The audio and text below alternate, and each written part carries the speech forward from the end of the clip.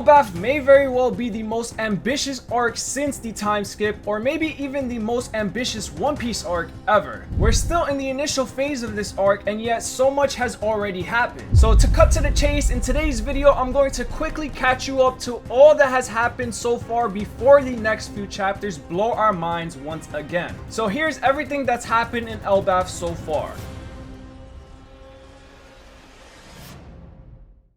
Elbaph starts in chapter 1126 with Bonnie and Kuma finally seeing the horizon together just like they once promised. Meanwhile, the red hair pirates sink Barto Club and Blackbeard returns to Hanshinosu. He is very excited to use Garp as a bargaining chip. Fast forward 2 days after the Egghead incident, Nami, Usopp, Luffy, Zoro, Sanji, and Chopper disappear from the ship. There's that whole thing with the Road, a self-proclaimed sun god who's actually the navigator of the new giant pirates. I'd say he's both the Sanji and the Usopp of the crew here, but because of this, the Straw Hats think they are in Elbaph, but it's actually just a fake Land of Gods Lego set up by Road. Though it doesn't take long before Nami uses Zeus to strike Road with a lightning blast, while Luffy breaks the walls of this fake land using a mini Gear 4 Gomu Gomu no Kong gun. And one thing to note here is that Luffy is using Gear 4 techniques without actually transforming into Gear 4. But if we go back to the other half of the crew, the propaganda newspapers revealed that Emperor Luffy was the one who killed Vegapunk, with the help of the giant warrior pirates, of course. Luffy's picture in the newspapers has an X mark drawn onto it that Robin notices, and the newspapers also come up with the updated bounty posters. Dory and Brogy's bounties are now 1.8 billion each, though apparently that number also accounts for inflation here. Next, it's revealed that Hadrudin is the son of Elbaph's former king, but not the prince. That's Loki, who's the accursed prince who killed King Harold and took the legendary devil fruit that has been passed down in Elbaph's history. Meanwhile, all this is happening, Luffy senses Loki's aura and goes to check it out. By the time we reach the end of chapter 1030, we get the single most hype character introduction since Kaido's intro in chapter 795. Luffy comes face to face with Loki, and Luffy introduced himself as the man who will become the king of the pirates, while Loki first introduces Elbaph as the most powerful nation, the birthplace of war. And it doesn't end there, because he then introduces himself as Loki, the sun god who will bring the world to an end. The two of them have a chaotic conversation, and Luffy agrees to the deal that if he can free Loki, Loki will tell him about Shanks' whereabouts. We also learned that Elbaph is built on the treasure tree Atom, and it is divided into 3 tiers. There's the Underworld, the Sun World, and the Heaven World. Luffy's group and the other half of the Straw Hats reunite in the western village of Elbaph. They're all supposed to have a feast, but Luffy decides to hold it off until Robin's reunion with Saul, who is now a history teacher here in Elbaph. This then leads to Robin and Saul's reunion after 22 years. They talk about the past, including the Buster Call and how Saul survived it. They also go into detail about how he set up the library in Elbaph with the books from Ohara, and he is proud of Robin for surviving. And of course, this all leads to a waterworks show where Robin breaks down into tears, Saul is comforting her, and the whole crew gets emotional, and Luffy thanks Saul for protecting Robin. Lilith also introduces herself to Saul and reveals she brought the real Vegapunk's clone body to build a new lab in Elbaph. The Straw Hats then meet Angie, a librarian, who gives them a tour of Saul's school and explains that Elbaph isn't focused on war anymore like the nation did over 100 years ago. The Giants are now more interested in peace and education thanks to King Harold. In the Owl Library, Saul shows Robin and Chopper the books saved from Ohara.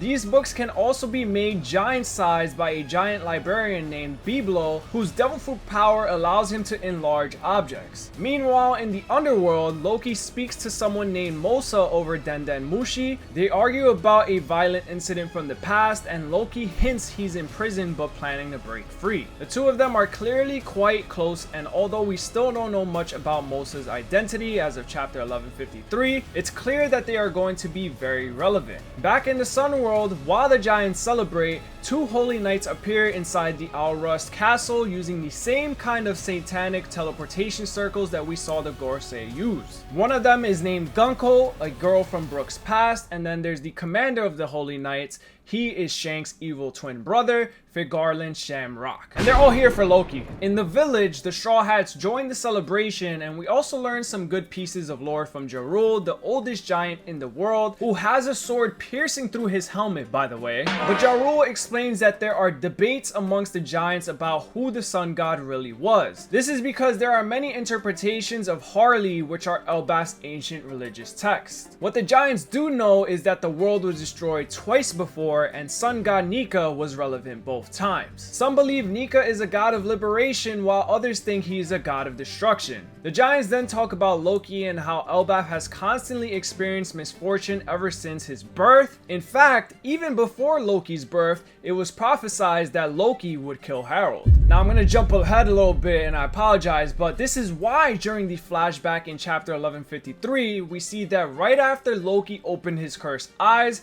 he was yeeted from all the way up in the sun world down to the underworld. And all I gotta say is, when we reach this in that animation, Toei, please do it justice, don't censor it. I want to see a baby yeeted off a cliff, man. But anyways, this happened right after his birth, and of course, even as a literal newborn, Loki's aura allowed him to survive. He climbed back to the sun world, and as the narrator personally put it, every misfortune that struck Elbaph was chalked up to Loki's curse. Now going back in time to chapter 1136, the giants explained that Loki killed Harold, stabbed Jarul through the head, took the legendary devil fruit, and set out to sea 14 years ago. This led him to be on the seas for 8 years, and we know that he also asked Big Mom for Lola's hand in marriage, but 6 years ago, Shanks defeated him and brought him back to Elbaph. Though he did enough on the seas to earn himself a special bounty of 2.6 billion, I mean, let's just put this insane number into perspective real quick. You got Blackbeard with everything he did in Marineford and everything he did during the time skip, only having 2.2 billion as his bounty to his name. So that'll tell you a little bit something about the man named Loki. Anyways, Luffy decides to free Loki, and with that, Luffy, Zoro, Nami, and Road go to the castle. Meanwhile, Gunko and Shamrock are in the underworld. They ask Loki to join the Holy Knights, but he declines and gets brutally mauled by Gunko's arrows-based abilities, and these abilities are suspiciously similar to the same ability Imu showed in chapter 1085. Now, Loki wants nothing to do with them, and even when Gunko kills his giant wolf friend, he accepts it and declares that he shall use it as motivation to accomplish his ultimate goal of ending the world. As Luffy's group arrives in the castle, they learn more about how 100 giants were killed along with King Harold. Only Jarul was the one to survive. They also see King Harold's portrait and learn that he ripped out his horns because he didn't want to associate with the time when Asian giants were known only for war. Shamrock tells Loki that Shanks is his twin brother who gave up his birthright and chose to live in the lower world. He then brutally stabs Loki with a sword that transforms into a Cerberus. They then leave Loki on the verge of death, and in chapter 1138, Frankie is taken on tour of Elbaph's giant treasure tree atom by Ripley. Ripley is the biology teacher at the Walrus School, and she is also Colin's mother. They come across an ancient mural that was carved into the tree during the Void Century. Then, just as Frankie looks at what may very well be the single most majestic panel in the entire One Piece manga so far, Robin translates the Harley text that explains the myths and legends of Elbaph. There are 3 chapters to this, and each depicts a period of history referred to as the world. Robin reads the text in the Owl Library at the same time as Frankie observes the mural. The first world reads, "Within the earth there was fire. Mankind succumbed to greed and touched the forbidden sun. The enslaved prayed and the sun god appeared. The earth god raged and with its serpent of hellfire shrouded the world in death and darkness, and they will never meet." The second world reads, "Within the void there was breath. The forest god tamed demons and the sun spread the fires of a war. Those of the half moon dreamed, those of the moon dreamed. Man killed the sun and became god, and the sea god stormed, and they will never meet." And for the final one, the third world reads, "Within the chaos there was emptiness. The inconvenient remnants recall the promised day and hear the voice of the half moon. The sun god dances and laughs, guiding the world to its end. The sun returns and brings a new morning, and they will surely meet. Basically, I'd say this is the poetic version of the world's history and how Luffy will finally achieve what was impossible by breaking the cycle. Going back to Luffy's group though, someone pulls up and tells him that they'll have to fight him for the key. It's Yasun, or should I say the Pirate King's left hand, Scooper Gaban, and he's been here on Elbaph for the past 2 decades. He had a child with Ripley, and that's Colin, as we know, the child who represents the future of Elbaph. He is absurdly aggressive at first, but surrenders the moment Luffy uses Gear 5. Seems like maybe he just wanted to see the white form. Shamrock and Gunko, on the other hand, have shifted their plan from recruiting Loki to kidnapping some children of Elbaph, and then they summon 2 more members, Summers and Killingham. Killingham tells Shamrock to return to Marijoa because they need him there right now. Zoro and Luffy arrive in the underworld to free Loki. Zoro is not sure at first, and even the Hadruden's new giant pirates along with Sanji arrive to convince Luffy to not do it. But at this point it's too late. Loki's already been freed. He stands and grabs the Ragnir. He then threatens everyone to remove the last chain on his leg if they want to save Elbaph, and right as they refuse, Loki strikes the treasure tree at him with Ragnir so hard that it causes a lightning strike and a massive fire in the Sun World. Keep in mind that it was said that Elbaph's only 2 weaknesses are lightning and fire. Meanwhile, there are massive monsters wreaking havoc, and as it turns out, these monsters are born from the children's imagination. This was done by Killingham's mythical Zoan Dragon Fruit mode, Keating, which allows him to not just make the students fall asleep, but also manifest their nightmares. Those monsters included Loki, Dark Nika, Fenrir, Storms, Ghost, Jormungand, somebody's mom, and more. Summer's fruit, on the other hand, is the Thorn fruit, which allows him to generate thorns, and this is how he stops Saul from protecting the kids. Loki now threatens the gang again, so Luffy knocks him out, and we already know Loki was on the verge of death, so him getting one-shotted by Luffy actually makes sense. But what's crazy here is Loki's observation haki, because as he was about to get knocked out, he accepted his fate before Luffy landed the punch. Around the same time this is happening, Frankie and Ripley also come across a laboratory that is at least 3,000 years old. This is where Luffy and Bonnie join them, but before Frankie could check it out, they are caught off guard by one of those nightmare monsters. Going back to Loki though, his injuries start getting treated, and they have a whole conversation where Loki reveals his admiration for Rock Steez Zebek and compares it to Luffy's admiration for Shanks. Next, Gunko solos the rest of the Straw Hat Pirates and captures Colin, who is with them. Even Jinbei couldn't do much here. Usopp does blow up half of her body, but this is where it's confirmed that the Holy Knights can also regenerate like the Gorosei. Gunko reveals that the world is heading to a great war and that Elbaph's participation will be a great factor in the outcome of this war. She then takes Colin and rounds up the Straw Hats.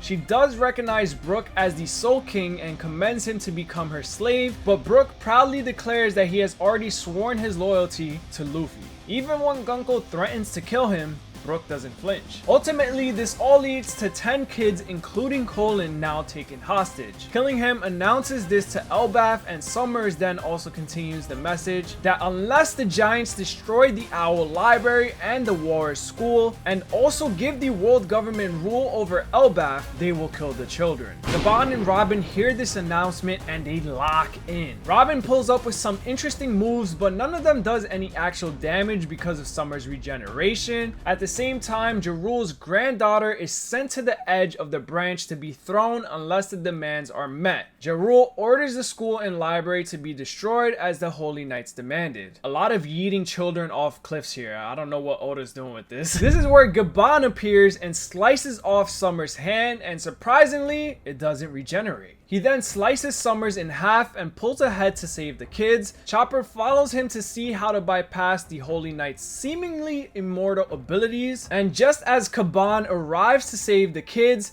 Colin gets excited because his father is here, but unfortunately, This allows Gunko to learn that Gaban is Colin's father. You just had to keep it to yourself, Colin. That's all you had to do. She then uses her arrow-based powers to threaten to kill Colin, and although Gaban still braces himself to defeat Gunko before she can do any harm on Colin, thanks to his advanced observation haki, it shows that Colin would be getting killed if he actually did make a move. So with tears in his eyes, he surrenders and gets shot down from the Sun World. Chopper then sneakily jumps after him to save him from the fall.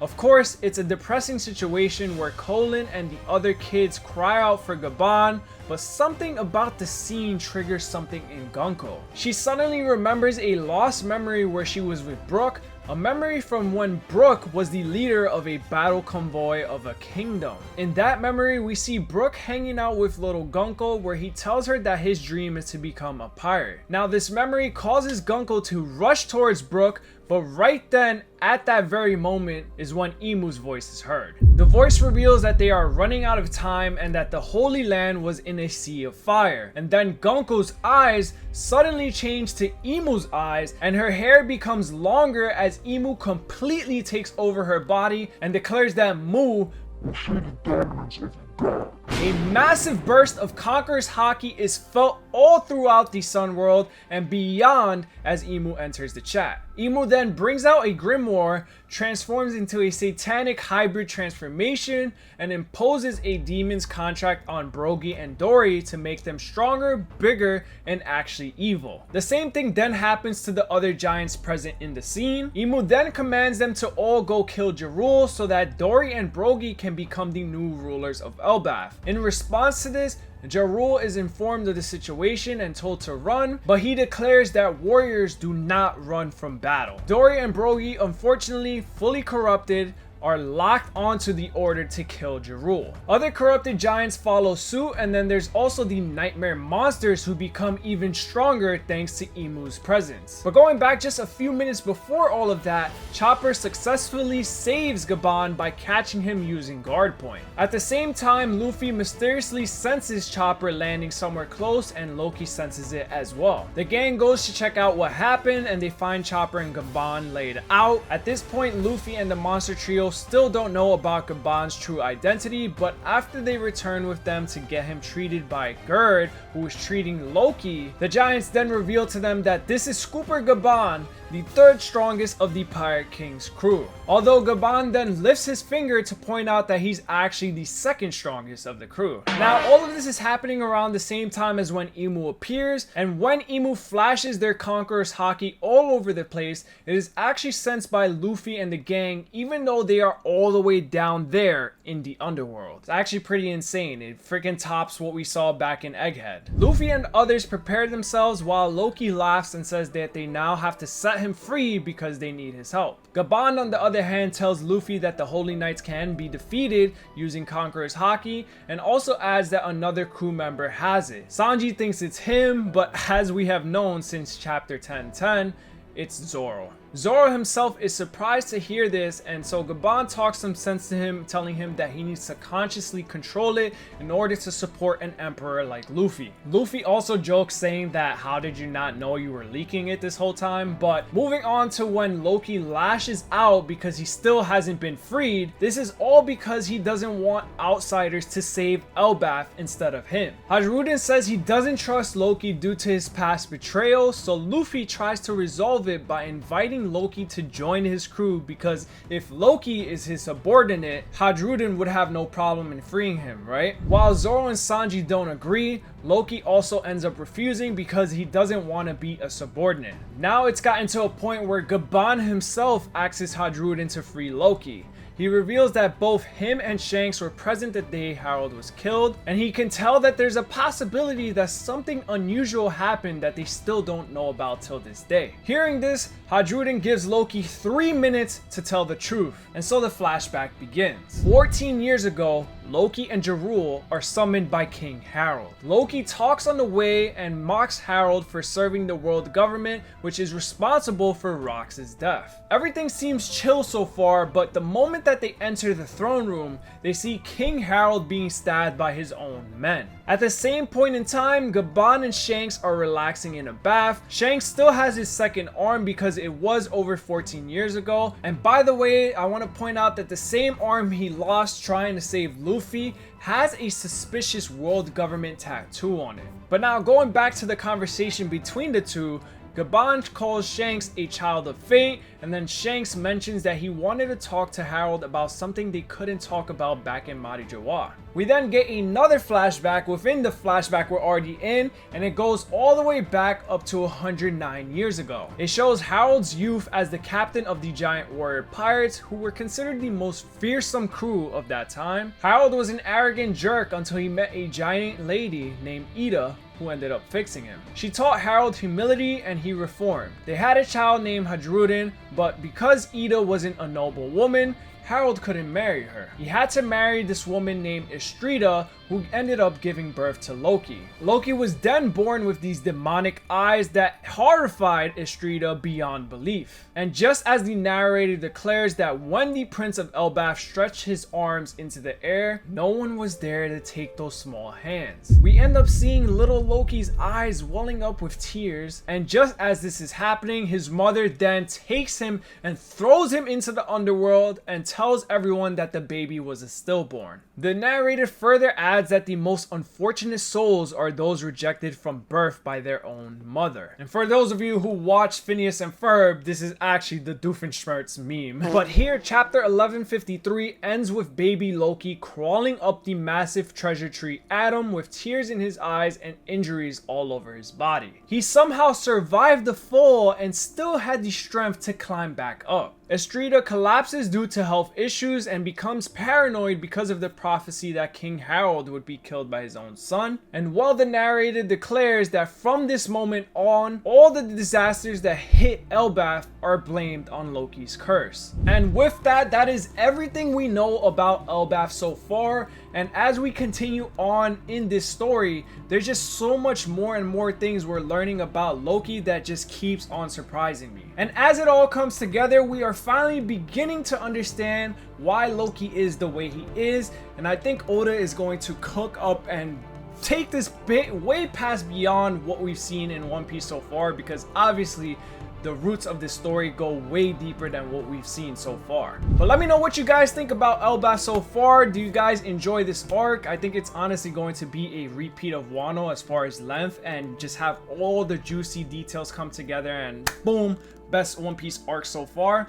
That's just me though. Let me know down in the comments what your overall thoughts are, and stay tuned because we will be back once chapter 1154 drops. So if you guys enjoyed, make sure to smash that subscribe button, hit that like button. Stay tuned for the next One Piece video. And yeah, that's all I got for y'all today. Take it easy and I'll catch you guys in the next one.